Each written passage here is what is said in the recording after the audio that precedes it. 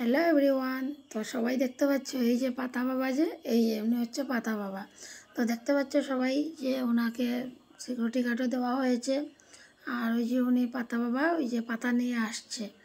তো ওনার কিন্তু অনেকের মুখে, মানে আমি নিজে তো জানি না, আমার বোন গিয়েছে, ও বলেছে মানে লোকের সবার কাজ হচ্ছে।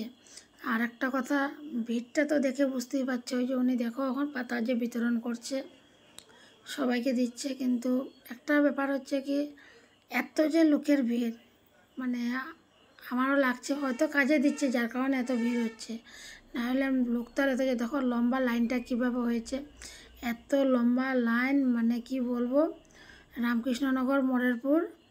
তো এই যে ভিড়টা দেখতে পাচ্ছ, তো 100% মানুষরা ভালো হচ্ছে।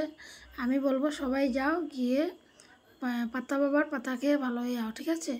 তো এটা সবার জন্য মানে বলে দেবো। আর আমিও চেষ্টা করব যাওয়ার, কেন অনেকটা দূর তো যাওয়াটা সম্ভব না, কিন্তু এখানে হইলে 3 দিন, মানে 3 দিন খেতে হবে। 3 দিন খেলে মানে যে অসুস্থ থাকবে উনি ঠিক হয়ে যাবে। আর কিন্তু নিরামিষ খেয়ে যেতে হবে। এই ছোট্ট ব্লগটা এখানে শেষ করলাম, বাই বাই।